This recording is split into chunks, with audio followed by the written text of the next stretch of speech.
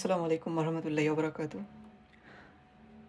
আমি গত সপ্তাহে বলেছিলাম যে আমরা কোনো ধারাবাহিক কোনো ক্রমানুসারে যাব না এবং আমরা নবীর জীবনের সময়ের সাথে আগের একটি অংশ নিব, এরপর আমরা এটিকে পরবর্তী কোনো সময়ের সাথে মিশ্রিত করব। কিন্তু আমি আমার মত পরিবর্তন করছি। ইনশাআল্লাহ আমরা নবীজি সাল্লাল্লাহু সাল্লামের সিরা থেকে একটি খুব গুরুত্বপূর্ণ দৃষ্টিকোণ নিয়ে শুরু করব এবং নবী সাল্লাল্লাহু সাল্লামের সিরাকে আমরা গভীরভাবে পর্যবেক্ষণ করব এবং কিছু কিছু সময়ের জন্য এর উপর মনোযোগ কেন্দ্রীভূত করব। তারপর আমরা আগের দিকে ফিরে যাব, অর্থাৎ হযরত মুহাম্মদ সাল্লাল্লাহু আলাইহি সাল্লামের আগেকার ঘটনায় এবং কখনো পরবর্তী ঘটনায় আমরা অগ্রসর হব এবং কখনো কখনো এই দুইটার আমরা মিক্স করে করে আমরা আগাবো। এখন প্রশ্ন হচ্ছে, আমাকে আসলে কেন আমার এই দৃষ্টিভঙ্গি পরিবর্তন করতে হলো? আমি বারবার ভাবছিলাম আমরা এই সিরিজটি কার মাধ্যমে শুরু করব, এবং আমি ওয়ারাকা ইবনে নওফলের গল্পে আকৃষ্ট হয়েছিলাম, কারণ ওয়ারাকা একজন খুব আকর্ষণীয় চরিত্র ছিলেন। ওয়ারাকা রাদিয়াল্লাহু আনহু তিনি কি প্রথম মুসলিম ছিলেন? তিনি কি মুসলমান ছিলেন? তিনি কি নবী সাল্লাল্লাহু আলাইহি সাল্লামকে এর যে ওহী সেটা গ্রহণ করেছিলেন? তিনি কি দীর্ঘায়ু পেয়েছিলেন? ওয়ারাকার সেই মুহূর্তগুলোর আগে গল্প কি? হযরত মুহাম্মদ সাল্লাল্লাহু আলাইহি সাল্লাম কি কখনো ওয়ারাকার সাথে এইসব ঘটনার আগে কথা বলেছিলেন? এইসব প্রশ্ন ওয়ারাকার সম্পর্কে আমার খুবই ইন্টারেস্টিং লেগেছে। তা আমি সিদ্ধান্ত নিয়েছিলাম এমন একজন ব্যক্তির কাছে যাওয়া যার সম্পর্কে আমি খুতবা এবং বিভিন্ন লেকচারে অনেক কিছু বলেছি। কিন্তু আজকে আমি আসলে যার সম্পর্কে ফোকাস করব তিনি হচ্ছে জায়েদ ইবনে ওয়ারামা ইবনে নওফল। উনি ওয়ারাকার একজন সঙ্গী এবং তিনি একজন অসাধারণ ব্যক্তিত্ব, এবং তিনি খুবই খুবই তার গল্পটা খুবই খুবই ইন্টারেস্টিং, এবং তিনি আসলে আমাদের মনোযোগ প্রাপ্য এবং তিনি প্রথম হওয়ার যোগ্য। আমাদের এই সিরিজের নাম হচ্ছে অগ্রগামীগণ, এবং আমরা তাকেই দিয়ে শুরু করছি ইনশাল্লাহ। অবশ্য আমি চিন্তা করেছিলাম আমি খাদিজা রাদিয়াল্লাহু আনহাকে দিয়ে শুরু করব, কিন্তু তারপর লোকেরা আমাকে পক্ষপাতদুষ্ট বলতে পারেন, কারণ আমার নিজের মেয়ের নামই খাদিজা। তাই আমি সিদ্ধান্ত নিয়েছি যে আমার খাদিজাকে আমি তৃতীয়তে রাখবো বিশেষ একটি কারণে, এবং এই ব্যক্তি যার সম্পর্কে আমরা আজকে কথা বলবো তিনি হচ্ছেন জায়েদ ইবনে ওয়ারামা ইবনে নওফল। সো জাহিদ ইবনে আমির ইবনে নোফাইল ইসলামের ইতিহাসে একটি অসাধারণ ব্যক্তিত্ব, যার গল্প নবী সাল্লাল্লাহু আলাইহি সাল্লাম এর সঙ্গীদের মধ্যে অন্য কারোর সাথে তুলনা করা চলে না। তার গল্পের তার স্টোরি লাইনটা খুবই খুবই ইন্টারেস্টিং।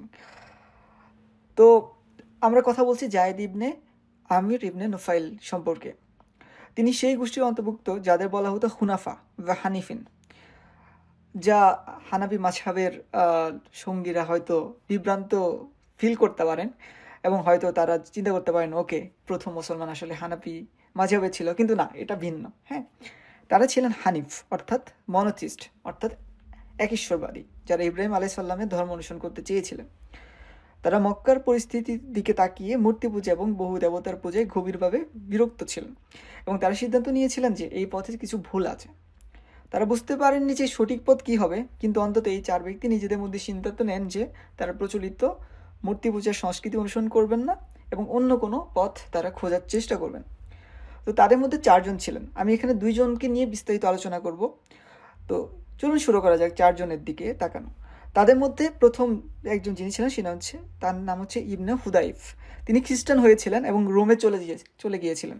তিনি রোমানদের সঙ্গে একটা ভালো একটা পজিশনে চলে যান এবং ইসলামের গল্প থেকে অনেকটা অদৃশ্য হয়ে যান, কারণ তিনি মক্কা যখন ছেড়েছিলেন সেটা অনেক আগেকার ঘটনা ছিল, এবং মূর্তি পূজা প্রত্যাখ্যানের ফলস্বরূপ খ্রিস্টান ধর্ম তিনি গ্রহণ করেন এবং রোমানদের মধ্যে অবশেষে একজন ধর্মযাজক হিসেবে তিনি কাজ করেন।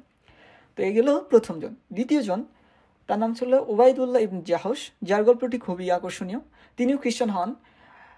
এই প্রেক্ষাপটে নবী সাল্লাল্লাহু আলাইহি সাল্লাম ইসলাম নিয়ে আসেন, তিনি ইসলাম গ্রহণ করেন, অর্থাৎ তিনি মুসলমান হন, এবং মুসলমান হওয়ার পর তিনি আবিসিনিয়ায় হিজরত করেন, যা ছিল একটা খ্রিস্টানদের জায়গা, এবং বিভিন্ন সূত্র যেটা বলে যে তিনি আবার তখন খ্রিস্টান হয়ে যান সেখানে যাওয়ার পর, এবং খ্রিস্টান অবস্থায় মৃত্যুবরণ করেন।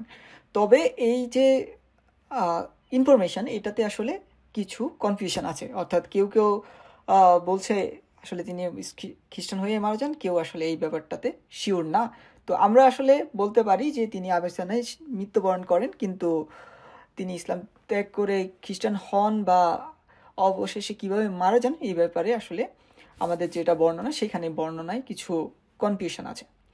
আচ্ছা, দুইজন গেল, এখন আমরা বাকি দুইজনকে নিয়ে বিস্তারিত আলোচনা করব। তো তৃতীয়জন তিনি যে তার নাম হচ্ছে জায়েদ ইবনে আমির ইবনে নুফাইল এবং ওয়ারাকা ইবনে নুফাইল। আমরা এই দুজনকে নিয়ে কথা বলবো। ওয়ারাকা ইবনে নুফাইল সম্পর্কে আমি প্রথমে শুরু করেছিলাম যে যার আসলে জীবন কাহিনী আমার কাছে খুবই ইন্টারেস্টিং লেগেছিল, কিন্তু আমি ওয়ারাকাকে আগামী সপ্তাহের জন্য রাখবো।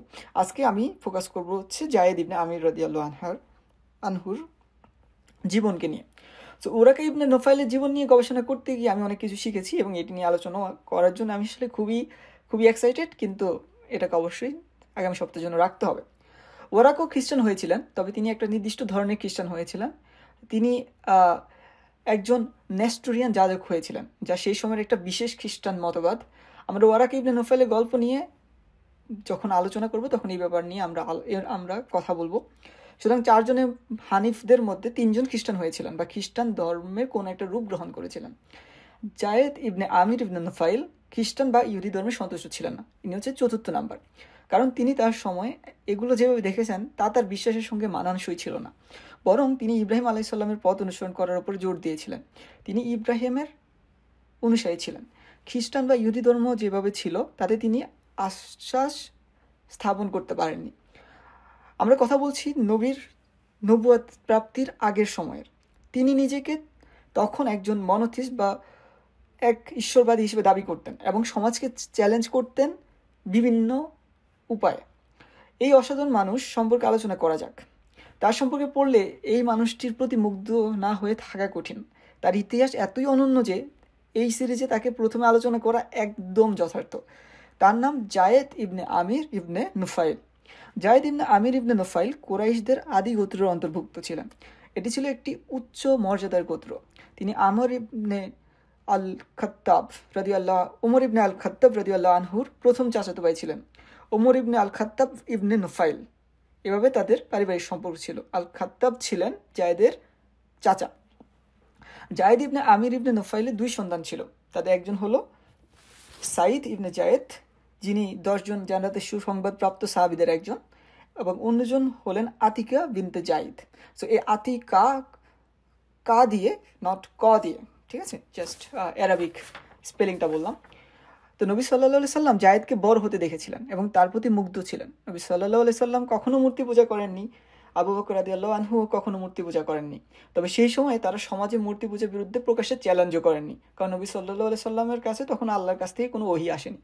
সম্ভবত এটি আল্লাহর হিকমা যে নবী সাল্লাল্লাহু আলাইহি সাল্লাম 40 বছর ধরে এমন একটা বিশ্বাসযোগ্যতা প্রতিষ্ঠা করেছেন যা পরবর্তীতে ইসলামকে পথে রাখার ক্ষেত্রে সহায়ক হয়।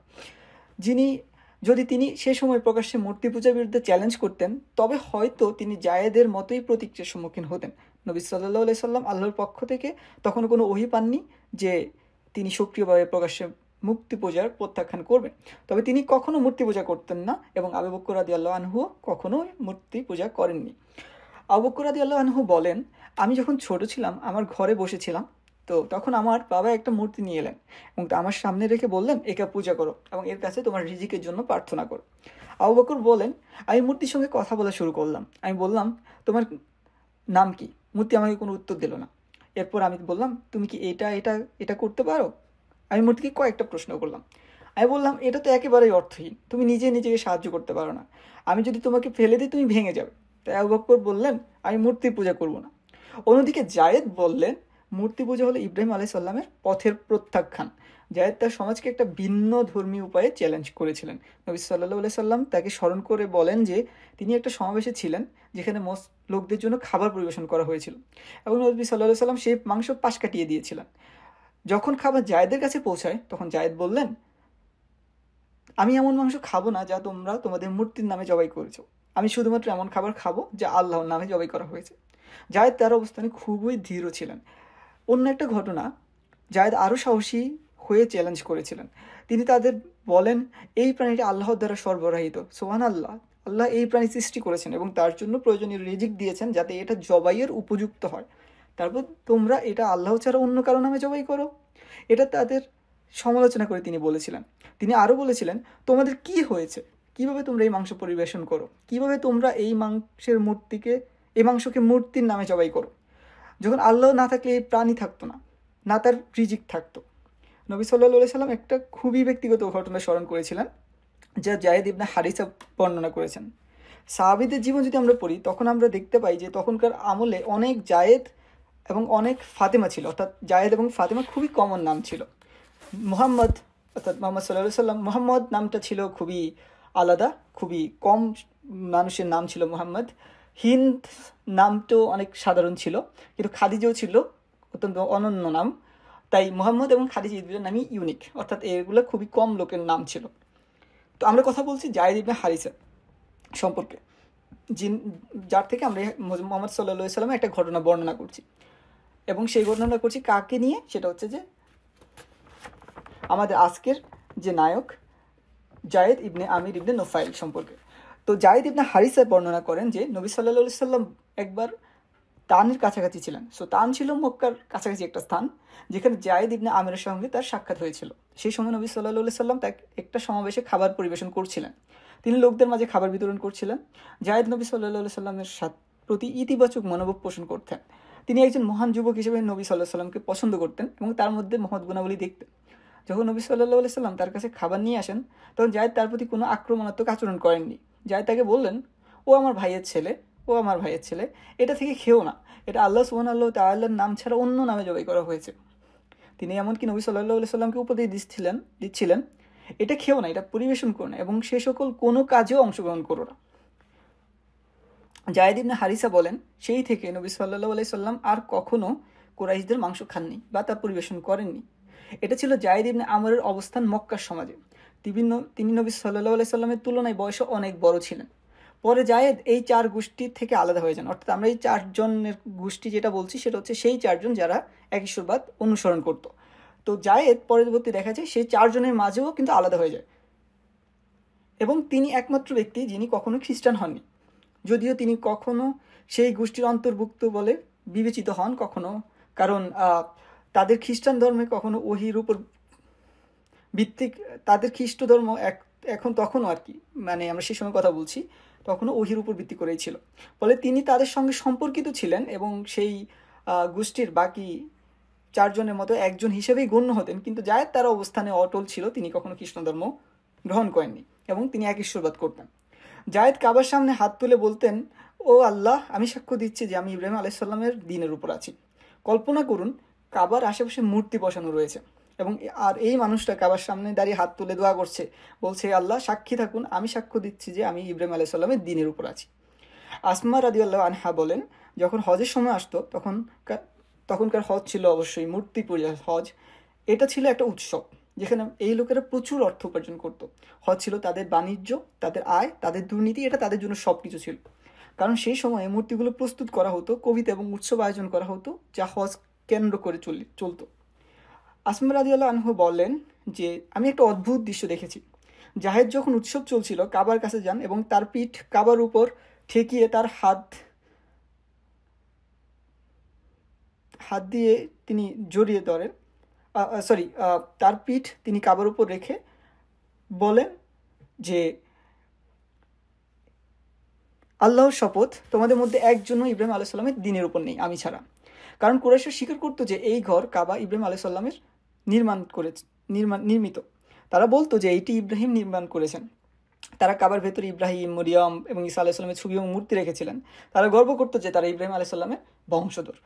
কিন্তু জায়েদ তাদের বলে দিতেন, তোমাদের মধ্যে কেউই ইব্রাহিম আলাইহিস সালামের দ্বীনের উপর নেই আমি ছাড়া। তার এই কথায় লোকরা কি করতো?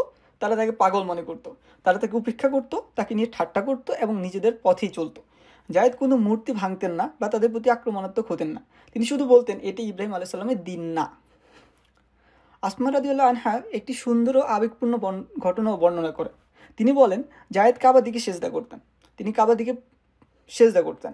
তার পুরো গল্পটা অসাধারণ, কারণ তার কাছে কোনো ওহী কিন্তু আসেনি, হ্যাঁ, যে তিনি কোনো একটা নির্দিষ্ট পথে চলবেন। তিনি জানতেন না রুকু কি, সেজদা কি, বা কীভাবে নামাজ আদায় করতে হয়। কিন্তু সুবহানাল্লাহ, তার অন্তর্দৃষ্টি তাকে সঠিক পথে নিয়ে গিয়েছিল। আসমা রাদিয়াল্লাহু আনহা বলেন, তিনি তাকে কাঁদতে দেখেছেন। তিনি আল্লাহ সুবহানাহু ওয়া তাআলার কাছে বলতেন, হে আল্লাহ, আমি জানতাম না কোন পন্থাটি আপনার কাছে সবচেয়ে প্রিয়, তবে আমি যদি জানতাম কোন পন্থাটি আপনার কাছে সবচেয়ে প্রিয়, আমি সেই পথেই আপনাকে ইবাদত করতাম, কিন্তু আমি জানি না। তারপর তিনি আল্লাহর কাছে বলেন, কিন্তু আমি এভাবে আপনাকে ইবাদত করবো হে আল্লাহ, তাই আমি সেজদা করব এবং আশা করব যে এটা সঠিক, আমি সেজদা করব এবং আশা করব যে এটা সঠিক, যদিও আমি জানি না আসলে সত্যিকার পথটা বা সত্যিকার উপায়টা কি। তো গুরুত্বপূর্ণ বিষয় হলো নিসিয়ার কাউন্সিল। সো এটা একটা কাউন্সিল, এই কাউন্সিলের পরে খ্রিস্টানরা আর সেজদা করতো না। তো এটা খ্রিস্টানদের একটা কাউন্সিল ছিল, একটা সবাই মিলে একটা ডিসিশন নিয়েছিল যে আমরা সেজদা করব না, তাদের নামাজে সেজদার অন্তর্ভুক্ত ছিল না। কিন্তু জায়েদ তার মনের সব শক্তি দিয়ে চিন্তা করতেন ইব্রাহিম আলাইহিস সালাম কী করতেন, ইব্রাহিম আলাইহিস সালামের দিন কী ছিল, তার জীবন সম্পর্কে কী জানা যায়। তিনি তার ইবাদত এবং কোরবানি, যা ইবাদতের একটি অংশ, এর মধ্যে নিজেকে আলাদা করে তুলতেন। এখন মক্কায় যা ঘটছে তা নিয়ে ভাবুন। তারা ইব্রাহিম আলাইহিস সালামের প্রচারিত ধর্মের রীতি যা তাওহীদের জন্য নির্ধারিত ছিল সেগুলোকে মূর্তি পূজার রীতিতে রূপান্তরিত করেছে। কাবা নির্মাণ করা হয়েছিল আল্লাহর ইবাদতের জন্য, তাওয়াফ ছিল শুধুমাত্র আল্লাহর উদ্দেশ্যে এবং আল্লাহকে স্মরণ এবং একাত্মবাদের প্রতি মনোনিবেশ করার একটা রীতি ছিল সেটা। কিন্তু এখন তারা কাবার চারপাশে মূর্তি স্থাপন করেছে। ইব্রাহিম আলাইহিস সালাম যিনি শালীনতা শিক্ষা দিয়েছেন, এখন তারা মূর্তির চারপাশে পোশাকবিহীন অবস্থায় তাওয়াফ করে এবং অজ্ঞ এবং নিকৃষ্ট কবিতা গায়। প্রাণী জবাই ছিল আল্লাহর মহিমা ঘোষণার একটা মাধ্যম এবং আল্লাহ পাক কোরআনে বলেছেন, নিশ্চয়ই আমার নামাজ, আমার কোরবানি, আমার জীবন, আমার মৃত্যু সমস্তই আল্লাহর জন্য, যিনি সমগ্র জগতে পালন কর্তা। কিন্তু এখন তারা কোরবানির কাজটি মূর্তির নামে করেছে। এমনকি মূর্তির মধ্যেও কিছু মূর্তি অন্যদের তুলনায় বেশি মূল্যবান বলে গণ্য করা হতো। জায়েদ এই দৃশ্যগুলো দেখছেন এবং স্বাভাবিকভাবেই নিজেকে এইসব কর্মকাণ্ড থেকে দূরে সরিয়ে রাখতেন। যখন জায়েদ আরও বেশি বিরক্তিকর হয়ে উঠলেন, মানে তিনি বারবার চারদিকে মানুষজনের বিরোধিতা করতেন, তখন যিনি তাকে নির্যাতন করতে এগিয়ে এলেন তিনি আর কেউ না, তার চাচা আল খাত্তাব, অর্থাৎ উমর রাদিয়াল্লাহু আনহুর পিতা। সো প্রথমে আল খাত্তাব তাকে গালি দিতে শুরু করেন, তারপর তার মুখে থুতু ফেলতেন, তারপর তাকে মারধর করতেন। এরপর আল খাত্তাব অন্য লোকদেরও ডেকে এনে তাকে মারধর করতে বলতেন। তিনি জায়েদের জীবন এতটাই কঠিন করে তোলেন যে জায়েদ আর প্রকাশ্যে মক্কায় ঢুকতে পারতেন না। জায়েদ যখন মক্কা ছেড়ে যেতেন তখন শুধু গোপনে ফিরে আসতে পারতেন, কারণ আল খাত্তাব গুন্ডাদের নির্দেশ দিতেন, যদি তোমরা এই লোকটাকে মক্কায় ঢুকতে দেখো তাহলে তাকে মারধর করো এবং তাকে শিক্ষা দাও। আল খাত্তাব একজন গর্বিত ব্যক্তি ছিল, তাই যদিও জায়েদ কাউকে ক্ষতি করছিলেন না, তবুও তিনি যেহেতু তাদের রীতিগুলোকে চ্যালেঞ্জ করছিলেন, এটা আল খাত্তাব মানতে পারেননি। এখন বোঝা যায় যে উমর রাদিয়াল্লাহু আনহু ইসলাম গ্রহণের আগে কেন এমন আচরণ করতেন। কোনো সমস্যা থাকলে তা এভাবেই সমাধান করতেন, এটা হয়তো উনি আর ফিতা দেখে শিখেছিলেন। যখন তিনি প্রথমবার নবী সাল্লাল্লাহু সাল্লামকে হত্যার উদ্দেশ্যে কাবার দিকে গিয়েছিলেন, তখন হয়তো তিনি বলেছিলেন, আমি দ্বিধায় আছি, এখন আমি কাবায় গিয়ে তাকে মেরে ফেলবো। মানে অনেকটা তার বাবার যে চ্যালেঞ্জ করার পদ্ধতি সেটা ফলো করার যে ব্যাপারটা আর কি। উমর রাদিয়াল্লাহু আনহু হয়তো ভাবতেন আমিও এই পদ্ধতির অনুসরণ করব। এমনকি নবী সাল্লাল্লাহু সাল্লামও বিস্মিত হয়েছিলেন। পরে যখন নবী সাল্লাল্লাহু সাল্লামকে বলা হয়েছিল যে তার নিজের লোকেরা তাকে বিতাড়িত করেছে, তিনি আচ্ছা আমরা এখন আবার ফিরে যাচ্ছি কিন্তু জায়েদের কাহিনীতে, ঠিক আছে। সো জায়েদের কাহিনীতে নবী সাল্লাল্লাহু সাল্লাম বিস্মিত হয়েছিলেন। পরে যখন নবী সাল্লাল্লাহু সাল্লামকে বলা হয়েছিল যে তার নিজের লোকেরা তাকে বিতাড়িত করেছে, তিনি জায়েদের কাছে গিয়ে জিজ্ঞেস করলেন, তোমার লোকেরা তোমাকে এত ঘৃণা করে কেন? নবী সাল্লাল্লাহু সাল্লাম জানতেন না যে তার ভবিষ্যতে কী রয়েছে। তিনি এই বয়স্ক ব্যক্তির সঙ্গে কথা বলেছিলেন, যিনি একাই মূর্তি পূজার বিরুদ্ধে দাঁড়িয়ে ইব্রাহিম আলাইহিস সালামের দ্বীনের ঘোষণা দিচ্ছিলেন। জায়েদ জবাবে বললেন, এটা ও আমার ভাই, ও আমার ভাইয়ের ছেলে। এটা এই জন্য যে আমি তাদের ধর্ম এবং তাদের মূর্তিগুলো ছেড়ে ইব্রাহিম আলাইহিস সালামের ধর্ম এবং তার প্রভুর জন্য নিবেদিত হয়েছি। তার মন্ত্র হয়ে উঠল, আমার প্রভু হলেন ইব্রাহিমের প্রভু, আমার ধর্ম হলো ইব্রাহিম আলাইহিস সালামের ধর্ম। লোকেরা তাকে বলতো খ্রিস্টান হয়ে যাও বা ইহুদি হয়ে যাও, কিন্তু তিনি তা করতেন না। তাকে খ্রিস্টান রাবাইদের কাছে নিয়ে যাওয়া হতো, পুরোহিতদের কাছে নিয়ে যাওয়া হতো, কিন্তু তিনি তাদের কোনো ধর্ম গ্রহণ করতেন না। তিনি কখনোই মূর্তি পূজায় ফিরে যেতেন না। তবে তিনি সবসময় খুব কৌতূহলী ছিলেন।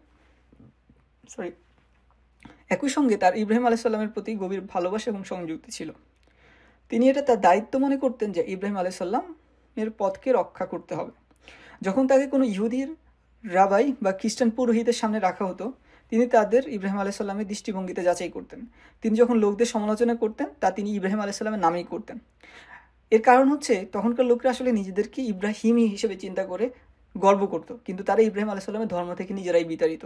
সো তখন যখন তিনি তাদেরকে ইব্রাহিম আলাইহিস সালামের নামে সমালোচনা করতেন, তখন সেটা আর কি খুবই তাদের জন্যে, সেই সকল মানুষদের ইগোতে খুব লাগতো আর কি। তিনি এটা তার দায়িত্ব মনে করতেন যে ইব্রাহিম আলাইহিস সালামকে পথকে অলওয়েজ রক্ষা করতে হবে। তিনি যখন লোকদের সমালোচনা করতেন, এবং সেটা অবশ্যই ইব্রাহিম আলাইহিস সালামের নামেই করতেন, তার ইবাদত এবং কোরবানি এর মাধ্যমে তিনি নিজেকে সম্পূর্ণ আলাদা করে তোলেন।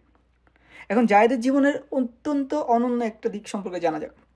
আসমা রাদিয়াল্লাহু আনহা বলেন, তিনি জীবন্ত কবর দেওয়া কন্যা শিশুদের জীবন দান করতেন। অবশ্যই এখানে জীবন দান করা বলতে এমন না যে তিনি মৃতদের পুনর্জীবিত করতেন। এখানে আসমা রাদিয়াল্লাহু আনহা যা উল্লেখ করেছেন তা হলো তিনি পুরুষদের তাদের কন্যা শিশুদের জীবন্ত কবর দিতে বাধা দিতেন। কোরআনের নির্দেশনা যে যখন জীবন্ত কবর দেওয়া কোনো শিশুকে জিজ্ঞেস করা হবে তাকে কোনো অপরাধে হত্যা করা হয়েছে, এইসব কিছু না সত্ত্বেও জায়েদ এই কাজকে ঘৃণা করতেন। তিনি শুধু বলতেন না যে এটা ইব্রাহিম আলাইহিস সালামের দ্বীনের বিপরীত, বরং তিনি নিজেই সক্রিয় ভূমিকা পালন করতেন। আসমা রাদিয়াল্লাহু আনহা বলেন, তিনি তাদের জীবন দান করতেন কারণ তার হস্তক্ষেপ ছাড়া এই কন্যা শিশুকে হত্যা করা হতো। অর্থাৎ যেই কন্যা শিশুকে মানুষজন হত্যা করতে নিয়ে যেত, তিনি সেই জায়গায় তাদের সাথে কথা বলতেন এবং তাদের থেকে কন্যা শিশুকে কিন্তু নিজের হাবিলাতে নিয়ে যেতেন এবং নিজের কাছে নিয়ে যেতেন, বড় করতেন নিজের টাকায়। যার সেই সময় মক্কার একটি নির্দিষ্ট স্থানে যেতেন যেখানে লোকেরা কন্যা শিশুদের জীবন্ত কবর দিত। এই স্থানটি আমি নিজে সফর করেছি, সুবহানাল্লাহ। তারা মাটিতে গর্ত তৈরি করতো এবং কন্যা শিশুদের সেখানে জীবন্ত কবর দিত। যখন তাদের মধ্যে কন্যা শিশুর সংবাদ দেওয়া হতো তখন তাদের মুখ কালো হয়ে যেত এবং তারা লজ্জায় ডুবে যেতেন। তারা কন্যা শিশুকে দারিদ্র এবং অপমানের প্রতীক হিসেবে চিন্তা করতেন। তারা গভীর রাতে তাদের কন্যা শিশুদের নিয়ে যেতেন এবং জীবন্ত কবর দিতেন। ভাবুন কতটা জঘন্য এই অপরাধ। জায়েদ এই কাজ সম্পর্কে জানতেন এবং তিনি এটা দেখে অত্যন্ত বিরক্ত হতেন। তিনি এমন সময় যেতেন যখন কন্যা শিশুদের বা লোকজন কবর দিতে নিয়ে যেত, তখন তিনি তাদেরকে বলতেন, তাকে হত্যা করো না, আমি তার সমস্ত ব্যবহার গ্রহণ করব। তারপর জায়েদ সেই কন্যা শিশুকে গ্রহণ করতেন, তার লালন পালন করতেন এবং সব খরচ বহন করতেন। কন্যা শিশু যখন বড় হতো তখন জায়েদ তার পিতা মাতার কাছে ফিরে যেতেন এবং বলতেন, তুমি যদি চাও আমি তাকে তোমার কাছে ফিরিয়ে দেব, আর যদি চাও আমি তার বিয়ের ব্যবস্থাও করে দেব। জায়েদ মক্কার এই পরিত্যক্ত কন্যা শিশুদের লালন পালন করতেন এবং যখন তারা বড় হতো তখন তিনি তাদের জন্য উপযুক্ত জীবনসঙ্গী খুঁজে বের করতেন এবং তাদের বিয়ে সম্পন্ন করতেন। সুবহানাল্লাহ, চিন্তা করুন কি অসাধারণ এক চরিত্র। তিনি কেবল সেজদা করতেন না, বরং কন্যা শিশুদের বাঁচাতেন, মূর্তি পূজার বিরুদ্ধে দাঁড়াতেন। এমনকি তার সম্পর্কে বর্ণিত আছে যে তিনি কখনো ব্যভিচার করেননি, অর্থাৎ আমরা যেটাকে বলি জিনা, এবং কখনো মদ্যপান করেননি। তিনি বলতেন, ব্যভিচার থেকে সাবধান, কারণ এটি তোমাদের জীবনে দারিদ্র্য নিয়ে আসবে। তিনি ব্যভিচার, মদ্যপান এবং মূর্তি পূজার বিরোধী ছিলেন। তার জীবন ইব্রাহিম আলাইহিস সালামের পথ অনুসরণের প্রতি তার আন্তরিকতার প্রমাণ। নবী সাল্লাল্লাহু আলাইহি সাল্লামের দিনের আগেও তিনি এমন একটা জীবনযাপন করতেন যা পরবর্তী ধর্মের সঙ্গে সামঞ্জস্যপূর্ণ ছিল। জায়েদ দুনিয়া ভ্রমণ শুরু করলেন সত্যিকারের পথ নির্দেশনা খুঁজে পাওয়ার জন্য। তিনি বলতেন, আমি ইব্রাহিম আলাইহিস সালামের দিনের উপর আছি। তিনি খ্রিস্ট ধর্ম থেকে সেই সব দিকগুলো গ্রহণ করতেন যা তিনি মনে করতেন ইব্রাহিম আলাইহিস সালামের পথের সাথে সামঞ্জস্যপূর্ণ। ইহুদি ধর্ম থেকেও তিনি একইভাবে কিছু কিছু জিনিস গ্রহণ করতেন, তবে সবসময় বলতেন, আমি ইব্রাহিম আলাইহিস সালামের দিনের উপর আছি। জাহেদ এবং ওয়ারাকা ইবনে নওফল একসঙ্গে আশশাম অর্থাৎ ফিলিস্তিনের উদ্দেশ্যে যাত্রা শুরু করে। আশশাম হলো বৃহত্তর সিরিয়া অঞ্চলে অন্তর্ভুক্ত এলাকা, যেমন সিরিয়া, লেবানন, ফিলিস্তিন এবং জর্ডান। ওয়ারাকা সেখানে তাওরাত, ইনজিল এবং পুরাতন ও নতুন অর্থাৎ new testament and old testament গভীর অধ্যয়নে মগ্ন হন। তিনি হিব্রু ভাষায় শিখেন এবং পুরোহিত হয়ে যান। এ ছিল ওয়ারাকার কাহিনী। অন্যদিকে জায়েদ তার ভ্রমণ চালিয়ে যান। তিনি যেসব উত্তর পাচ্ছিলেন তা কখনোই তার সন্তুষ্টি দিতে পারছিল না। পরিবারের সমর্থন না থাকায় তিনি আরও বিচলিত হয়েছেন। তার চাচা আল খাত্তাব তাকে নির্যাতন করতেন এবং মক্কায় ঢুকলে তাকে মারধর করার জন্য লোকদের নির্দেশ দিতেন। তার স্ত্রীও দুশ্চিন্তায় থাকতেন এবং বলতেন যে তিনি যখন বলতেন যে আমি আসলে আসামের উদ্দেশ্যে যাচ্ছি, তখন কিন্তু তার স্ত্রী দুশ্চিন্তায় পড়ে যেতেন। অন্য লোকরা বাণিজ্যের জন্য আসামে যেত, অর্থাৎ আর জায়েদ যেতেন হচ্ছে সত্যিকারের পথ নির্দেশনা খুঁজতে। তিনি তার প্রশ্নগুলোর উত্তর পেতে এবং ইব্রাহিম আলাইহিস সালামের তাওহীদের পথ বোঝার জন্য মক্কার বাইরে দুইটি গুরুত্বপূর্ণ স্থানে যান। প্রথমে তিনি মাউসুল যান, যা এখন ইরাকে। এটি সেই জায়গা যেখানে সালমান আল ফারিসি ছিলেন। এটি সালমান আল ফারিসির গল্পের সঙ্গে মিলে যায়, যিনি মাউসুলে গিয়েছিলেন খ্রিস্ট ধর্ম অধ্যয়ন করার জন্য। তারপর তিনি শামে যান। সেখানে তিনি সালমানের মতোই বলতেন, সালমান ফার্সি যেমন বলেছিলেন তেমনি বলতেন, আমাকে সবচেয়ে জ্ঞানী রাহিবের কাছে নিয়ে যাও, অর্থাৎ তোমাদের মাঝে যে সবচেয়ে জ্ঞানী তার কাছে নিয়ে যাও। তারা তাকে একজন জ্ঞানী রাহিবের কাছে নিয়ে যায়। তাকে যা জিজ্ঞেস করেন যে মানে তার যে ভাবনা সেটা তাকে, সেই রাইবকে জিজ্ঞেস করেন এবং জায়েদ তাকে জানান তিনি কি খুঁজছেন এবং তার লক্ষ্য কী। তখন সেই রাইব তাকে বলেন, তুমি যাকে খুঁজছো তিনি সেই ভূমি থেকে আসবেন যা তুমি ছেড়ে এসেছো, মক্কায় ফিরে যাও যেখান থেকে তুমি এসেছো, খুব শীঘ্রই সেই নবী প্রেরিত হবে। এটি ছিল সালমান আল ফারিসির গল্পের মতো। শেষ রাইব তাকে বলেছিলেন যে ইব্রাহিম আলাইসাল্লামের মিল্লাত অনুসরণকারী আর কেউ নাই, তবে একটা নির্দিষ্ট ভূমিতে যাও এবং সেই নবীর অপেক্ষা করো। তো জায়েদ যখন এই রাহিবের কথা শুনলো, এটা শুনে খুব উত্তেজিত হয়ে পড়লো। তিনি মক্কার উদ্দেশ্যে যাত্রা শুরু করলেন। তিনি তখনও জানতেন না যে তার চাচাতো ভাই সেই যুবক মোহাম্মদ সাল্লাহ সাল্লাম, যাকে তিনি ইবনে আখি বলতেন, আমার ভাইয়ের ছেলে বলতেন, এবং যার চরিত্রে তিনি মহৎ গুণাবলী দেখতেন, তিনি হতে যাচ্ছেন সেই নবী। তিনি কিন্তু তা জানতেন না। জায়েদ মক্কার দিকে ফিরে যাচ্ছিলেন এই আশায় যে তিনি সেই নবীকে দেখতে পাবেন যিনি আল্লাহর পক্ষ থেকে প্রেরিত হবেন। মক্কায় ফেরার পথে জায়েদ ডাকাতদের দ্বারা আটক হন। তারা তার সব কিছু লুট করে নেয়। তিনি যখন মক্কার খুব কাছাকাছি একটা স্থান, বেলকা, যা মক্কার খুবই নিকটে, আর শাম থেকে বেরিয়ে এসে এতটা পথ অতিক্রম করার পর মক্কার কাছে এসে তিনি ডাকাতদের হাতে পড়েন। তারা তার সব কিছু চুরি করে এবং তাকে হত্যার সিদ্ধান্ত নেয় এবং তারা তাকে হত্যা করে দেহপিণ্ড একপাশে ফেলে দেয়। সুবহানাল্লাহ। ভাবুন এই ঘটনাগুলো কতটা বেদনাদায়ক। সেই সময় জায়েদ ছিলেন প্রায় 85 বছর বয়সী। তিনি তার পুরো জীবন ইব্রাহিম আলাইসাল্লামের দিনের পথে কাটিয়েছিলেন। তিনি বলেছিলেন, আমি ইব্রাহিম আলাইসাল্লামের পথ খুঁজছি। শেষ পর্যন্ত তাকে জানানো হয় যে সেই নবী যাকে তিনি খুঁজছেন তিনি সেই মক্কায় আসবেন যেখানে জায়েদ তাওহীদের পক্ষে একক কণ্ঠ ছিল। কিন্তু ফেরার পথে তিনি হত্যার সম্মুখীন হন। মৃত্যুর আগে জায়েদ একটা সুন্দর দোয়া করেন। তিনি বললেন, হে আল্লাহ, যদি আপনি আমাকে আপনার নবীর সঙ্গ থেকে বঞ্চিত করেন তবে আমার ছেলে সাঈদকে তা থেকে বঞ্চিত করবেন না। তিনি বলেন, যদি আমি এই করুণ অবস্থায় মারা যাই এবং নবীকে খুঁজে না পাই তবে আমি তাদের সন্তুষ্ট, তবে আমার ছেলে সাঈদ যেন সে এই পথ নির্দেশনা থেকে বঞ্চিত না হয়। জায়েদের এই দোয়া কবুল হয়েছিল। তার ছেলে সাঈদ ইবনে জায়েদ নবী সাল্লাল্লাহু আলাইহি সাল্লামের প্রথম দিকে সাহাবীদের একজন হয়ে ওঠেন। সাঈদ নবী সাল্লাল্লাহু আলাইহি সাল্লামের প্রতি প্রথম যারা ঈমান এনেছিলেন তাদের একজন। জায়েদের মেয়ে আতিকা বিনতে জায়েদও ছিলেন অনন্য। তিনি 5 জন শহীদের স্ত্রী ছিলেন, যা অবিশ্বাস্য মনে হলেও সত্য। তিনি প্রথমে বিবাহ করেছিলেন জায়েদ ইবনে খাত্তাবকে। তারপর তিনি আবু বকর রাদিয়াল্লাহু আনহুর ছেলে আবদুল্লাহ ইবনে আবু বকরের স্ত্রী হন। আবদুল্লাহ মারা যাওয়ার পর উমর ইবনে খাত্তাব রাদিয়াল্লাহু আনহুকে বিয়ে করেন। উমরের মৃত্যুর পর তিনি জুবাইর ইবনে আওয়ামকে বিয়ে করেন, আর জুবাইরের মৃত্যুর পর তিনি হাসান ইবনে আলী রাদিয়াল্লাহু আনহুকে বিয়ে করেন। সুবহানাল্লাহ। আতিকা ছিলেন সেই মেয়ে যাকে জায়েদ বাঁচিয়েছিলেন, অথচ তিনি পরে এমন অসাধারণ পুরুষদের স্ত্রী হন। তাদের মধ্যে কেউ তাকে সন্তান দিতে পারেননি, তবে তিনি 5 জন মহান শহীদের স্ত্রী হওয়ার সৌভাগ্য অর্জন করেন। জায়েদের দোয়া, তার আত্মত্যাগ এবং তার সন্তানদের জীবন থেকে বোঝা যায় যে আল্লাহ তার দোয়া কবুল করেছেন।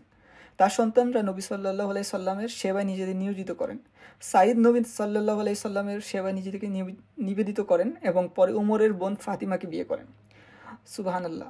এটি আল্লাহর কদর বা যা জায়েদের দোয়ার প্রতিফলন ঘটায় এবং তার পরিবারকে এই মহান মর্যাদায় অভিষিক্ত করে। ওমর ইবনে আল খাত্তাবের সেই বিখ্যাত গল্পটি আপনাদের মনে আছে, যখন তিনি তার বোনের বাড়িতে গিয়ে তার স্বামীকে মারধর করেছিলেন। সেই স্বামী ছিলেন সাঈদ ইবনে জায়েদ। যেমন আল খাত্তাব অর্থাৎ উমরের আব্বা যেভাবে জায়েদ ইবনে আমরকে, অর্থাৎ আমাদের আজকের যে নায়ক সেই জায়েদ ইবনে আমরকে যেমন তাওহীদের জন্য নির্যাতিত করেছেন, তেমনি উমর সাঈদকে তার তাওহীদের জন্য মারধর করেছিলেন।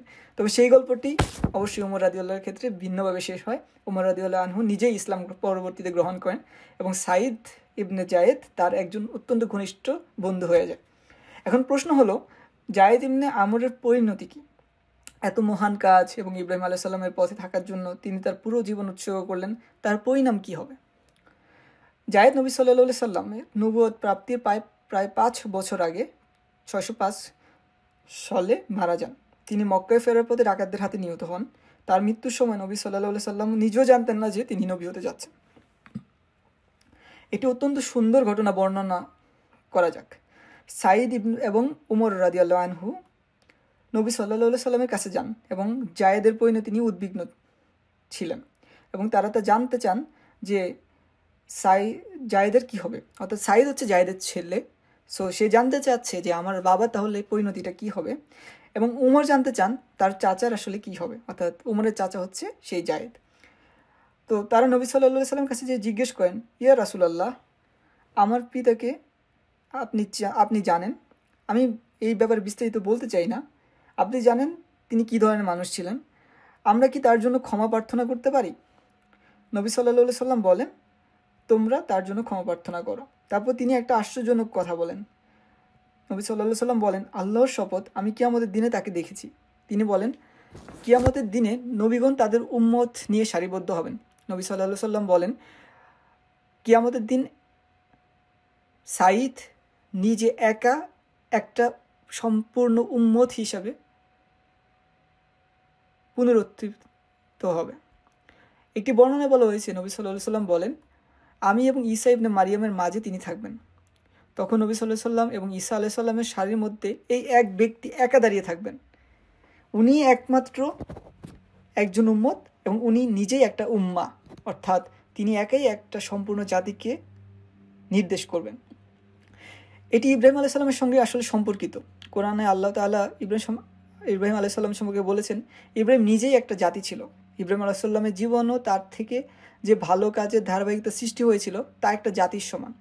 তেমনি জায়েদ ইবনে আমর, যিনি ইব্রাহিম আলাইহিস সালামের প্রতি গভীর ভালোবাসা পোষণ করতেন এবং তার প্রতি চলতেন, তিনিও কিয়ামতের দিনে একাই একটা সম্পূর্ণ উম্মাহ হিসেবে পুনরুত্থিত হবেন। এই ঘটনা আমাদের স্মরণ করিয়ে দেয় যে জায়েদের মতো ব্যক্তিত্ব, যিনি নবুয়তের আগেই সত্যের পথে ছিলেন, তার জন্য আল্লাহর পক্ষ থেকে রয়েছে বিরাট মর্যাদা। আমর ইবনে রাবিয়া ছিলেন জায়েদের একজন সঙ্গী। ইবনে রাবিয়া ছিলেন প্রথম দিকের ইসলাম গ্রহণকারীদের একজন। তিনি নবী সাল্লাল্লাহু আলাইহি সাল্লামের ডাকে সাড়া দিয়ে চতুর্থ বছরে ইসলাম গ্রহণ করেন, যে ইসলামের ব্যক্তিগত ও পরে প্রকাশ্য আহ্বানের সময়কালের প্রেক্ষিতে তুলনামূলকভাবে অনেক প্রাথমিক বলা যায়। নবী সাল্লাল্লাহু আলাইহি সাল্লামের কাছে গিয়ে এই আমর ইবনে রাবিয়া কাঁদতে কাঁদতে একটা ঘটনা বলছিলেন। তিনি বলেন, আমি একদিন জায়েদের সঙ্গে বসেছিলাম। জায়েদ আমাকে বললেন, হে আমর, আমি ইসমাইল আলাইহিস সালামের বংশধরদের মধ্যে একজন নবীর অপেক্ষা করছি। আমি চাই তুমি জানো যে আমি ইসমাইল আলাইহিস সালামের বংশধরদের মধ্যে একজন নবীর অপেক্ষা করছি। জায়েদ বলেন, তিনি ইব্রাহিম আলাইহিস সালামের পথে থাকবেন, তিনি ইব্রাহিমের দিকে আহ্বান করবেন। তারপর তিনি কাবার দিকে ইঙ্গিত করে বলেন, তিনি এই কিবলার দিকে প্রার্থনা করবেন। তিনি জানতেন না যে নবী সাল্লাল্লাহু আলাইহি সাল্লামই সেই নবী। তিনি বললেন, কিন্তু আমি এই নবীর জন্য অপেক্ষা করছি, যদি আমি জীবিত অবস্থায় পাই আমি তাকে বিশ্বাস করব, আমি তাকে সমর্থন করব এবং আমি সাক্ষ্য দেব যে তিনি আল্লাহ সুবহানাহু ওয়া তাআলার নবী। কিন্তু আমার মনে হচ্ছে আমি হয়তো তাকে দেখার জন্য দীর্ঘজীবী হব না। আমার মনে হচ্ছে আমি তার আসার আগেই মারা যাব। আমর ছিলেন তুলনাভাবে তখন তরুণ, তাই তিনি আমরকে বললেন, যদি তুমি তাকে দেখতে পাও তাহলে আমার সালাম তাকে পৌঁছে দিও। সুবহানাল্লাহ। তিনি বললেন, তাকে আমার সালাম পৌঁছে দাও এবং তার অনুসরণ করো। সো এটা আমর ইবনে রাবিয়া মুহাম্মদ সাল্লাল্লাহু আলাইহি সাল্লামকে বর্ণনা করছেন। তো আমর ইবনে রাবিয়া বলেন, যখন নবী সাল্লাল্লাহু আলাইহি সাল্লাম নবুয়তের আহ্বান আসে, আমি নবী সাল্লাল্লাহু আলাইহি সাল্লামের কাছে গিয়ে ইসলাম গ্রহণ করি।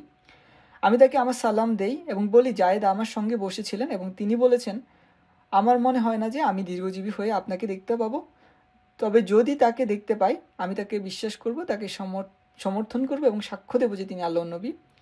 তিনি আমাকে বলেছিলেন, যদি আমি তাকে দেখতে পাই তবে তার কাছে আমার সালাম পৌঁছে দিতে, তাই আমি আপনাকে জায়েদের পক্ষ থেকে সালাম দিচ্ছি। নবী সাল্লাল্লাহু আলাইহি সাল্লাম বললেন, তাকে সালাম ফিরিয়ে দাও, এবং তিনি তার জন্য দোয়া করলেন, অর্থাৎ যার অর্থ এমন দাঁড়ায় আল্লাহ যেন জায়েদের প্রতি দয়া করেন। এরপর তিনি বললেন, আমর, আমি আল্লাহর শপথ করে বলছি, আমি জান্নাতে জায়েদকে দেখেছি। তিনি জান্নাতে তার লম্বা পোশাক পরে হাঁটছিলেন। অন্য একটা সহিহ হাদিসে নবী সাল্লাল্লাহু আলাইহি সাল্লাম বলেন, আমি জান্নাতে প্রবেশ করলাম এবং দেখলাম জায়েদের জন্য আল্লাহ জান্নাতের 2টা স্তর সংরক্ষণ করেছেন। এই বর্ণনাগুলো আমাদের জান্নাতের মধ্যে তার মর্যাদা আসলে কেমন হবে সেটা তুলে ধরে। তার মৃত্যুর পরে তার জন্য একটা শোকগাথা লিখেছিলেন তার ঘনিষ্ঠ বন্ধু ওয়ারাকা ইবনে নফল, যার সম্পর্কে আমরা আগামী সপ্তাহে কথা বলব। তিনি বলেন, তুমি সঠিক পথে ছিলে, তুমি সঠিক পথে পরিচালিত হয়েছিলে, ওই অমরের পুত্র, এবং তুমি আল্লাহর অনুগ্রহ অর্জন করেছ। তিনি আরও বলেন, তুমি নিজেকে জ্বলন্ত আগুনের চুল্লি থেকে রক্ষা করেছ। তিনি একজন প্রভুকে বেছে নেওয়ার মাধ্যমে যার কোনো সমান নেই, এবং নিরর্থক মূর্তিগুলোকে যেমন তারা ছিল তেমনই ত্যাগ করার মাধ্যমে, এবং নিশ্চয়ই তার প্রভুর রহমত এমন একজন মানুষের কাছে পৌঁছাবে যিনি পৃথিবীর 60 স্তর নিচে থাকলেও কিন্তু আল্লাহর রহমত পৌঁছাবে। আল্লাহ সুবহানাহু ওয়া তাআলার রহমত তার কাছে পৌঁছাবেই। আল্লাহ তার প্রতি সন্তুষ্ট হবেন এবং তার প্রতি দয়া করবেন। অর্থাৎ যদি আল্লাহর তাওহীদের উপর কেউ থাকে এবং সে যদি পৃথিবীর 60টা স্তর নিচেও থাকে, তার কাছে কিন্তু আল্লাহর রহমত পৌঁছাবে, যেটা আমরা জায়েদের জীবন থেকে দেখতে পাই। অবশ্যই আমি মনে করি শিক্ষার ক্ষেত্রে নবী সাল্লাল্লাহু আলাইহি সাল্লামের এই ধারণা নিয়ে আলোচনা করেছেন যে একজন মুসলমানদের আত্মা যখন আল্লাহর সঙ্গে শান্তিতে থাকে তখন স্বাভাবিকভাবেই তারা আল্লাহ সুবহানাহু ওয়া তাআলাকে সন্তুষ্ট করার জন্য সেসব কাজে নিজেকে পরিচালিত করে যা আল্লাহর কাছে প্রিয়। যখন ফিতরা অক্ষত থাকে তখন একজন ব্যক্তির আল্লাহর প্রতি স্বাভাবিক দিক নির্দেশনা অক্ষত থাকে, তখন তারা স্বাভাবিকভাবেই আল্লাহর সেবায় নিজেকে নিবেদিত করতে পারে। যদিও জায়েদ জানতেন না তারপরে কি ঘটতে যাচ্ছে, তার আন্তরিকতাই তাকে আল্লাহর পথে পরিচালিত করেছিল। আপনি দেখবেন এই গল্পগুলোর অনেকগুলোতে যে সাধারণ বৈশিষ্ট্য তাদের রয়েছে তা হলো একটা দৃঢ় প্রত্যাখ্যান এবং চারপাশের সমাজকে গভীরভাবে পর্যবেক্ষণ করা। জায়েদ গভীরভাবে চিন্তা করতেন ধর্মতত্ত্ব সম্পর্কে, এবং সেই কারণেই তিনি তার মতো একজন অসাধারণ ব্যক্তি হয়ে উঠেছিলেন। আমরা আল্লাহর কাছে প্রার্থনা করি যে তিনি জায়েদের প্রতি দয়া করুন এবং তার প্রতি সন্তুষ্ট হন। ইনশাআল্লাহ আমরা আগামী সপ্তাহে ওয়ারাকা ইবনে নুফাইল সম্পর্কে কথা বলবো। আমি সত্যি আগ্রহের জন্য অপেক্ষা করছি, কারণ এটা আরেকটা অসাধারণ এবং চমকপ্রদ জীবন কাহিনী। আপনি দেখতে পাবেন সেই মক্কান সমাজে নবী সাল্লাল্লাহু আলাইহি সাল্লামের আগমনের আগে তাওহীদের কিছু ঝলক, একাত্মবাদের কিছু আলোক সঞ্চার ছিল। ইব্রাহিম আলাইহিস সালামের তাওহীদ শুধু আল্লাহর ইবাদত করার মধ্যে সীমাবদ্ধ নয়, বরং এর অনেক বড় প্রভাব রয়েছে। জায়েদকে আল্লাহর পথ দেখিয়েছিলেন জীবন্ত কবর দেওয়া মেয়েদের রক্ষা করার জন্য, ব্যভিচার এবং মদ্যপান থেকে দূরে সরে থাকার জন্য, সমস্ত খারাপ কাজ থেকে নিজেকে সরিয়ে রাখার জন্য, এবং একটা প্রাকৃতিক উপায়ে সমস্ত সৎকর্মে নিজেকে নিয়োজিত করার জন্য। এটাই ইব্রাহিম আলাইহিস সালামের পথ, শুধু আল্লাহর ইবাদত নয়, বরং সুবহানাল্লাহু তাআলার মহিমা ঘোষণা করা এবং তার প্রতিটি নির্দেশের সমর্থন করা। আল্লাহ আমাদেরকে সঠিক পথে গাইড করুক। জাযাকাল্লাহু খাইর।